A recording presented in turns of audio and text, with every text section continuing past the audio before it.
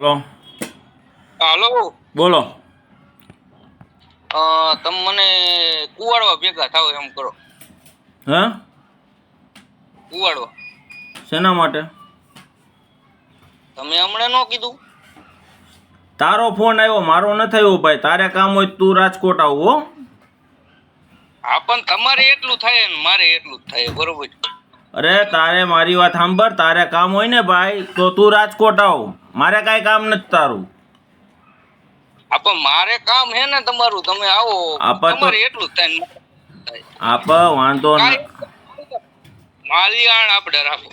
અરે પણ તું તારે કામ હોય તો તું રાજકોટ યાર્ડે આવી જા, ત્યાં જ બેઠો ભાઈ, બરોબર? બરોબર. મારે ત્યાં ક્યાંય ભાઈ સાહેબ બાજુવા ન થવું. તારે ભાઈ સાહેબ તાર બાજુ હોય એવું તાર કરવું તો હું યાર્ડે બેઠો, મને મારી જા ભાઈ. એમ નહીં, આ તો તમે હમણે એમ કીધું ને કે તમારો અમે ક્યારે મેં એવું કીધું ભાઈ? આપણે હમણે તમે મને વાત કરી ને. તારો ફોન આવે, હું તને નથી કરતો ભાઈ સાહેબ, બરોબર? અમે તમને ન પહોંચી એવું લાગે તમે ભાઈ એમાં વાંધો નહીં, હું યાર્ડે બેઠો, મને મારી જાવ.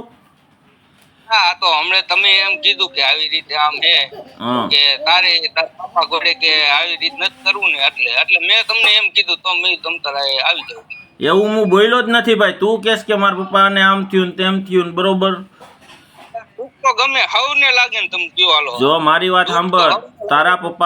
તારા પપ્પાને ડમી ડોક્ટરના 5-7 હજાર હપ્તો આવતો હોય છે ભાઈ. અમને નથી આવતો, બરોબર ને? અમે કોઈને આપતા લેતા નથી. અમારે લીગલી હતું ને અમે લીગલી ચડાવી દીધું, બરોબર? તારા પપ્પા ત્યાં ગામમાં રહીને એ બામણબોર્ગના ગામના રહેવાસી ઉઠીને અને પત્રકાર તરીકે જો ડમી ડોક્ટરને આવી રીતે પ્રોત્સાહન આપતો હોય તો બહુ સારી વાત કહેવાય.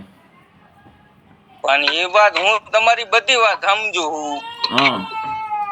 અરે હું એમ કહું, ડોક્ટરી જો મારે તમારા આ ગમે પાડોશી હોય, તમારે જાણીતા હોય, કોઈ ભાઈબંધ દોસ્તાર હોય, તમે ગમે એને હું એમ કહું કે લોકોના જીવન સાથે ચેડા થતા હોય ને ભાઈ, એમાં હગા બાપ હોય ને તો એમાં સપોર્ટ ન દેવાનો હોય.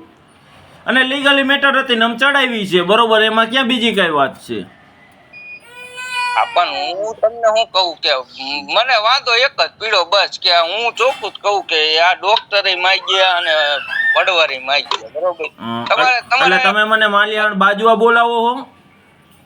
હા. હે? હા. ચાલુ રાખો, ઘર બાયણે નીકળું.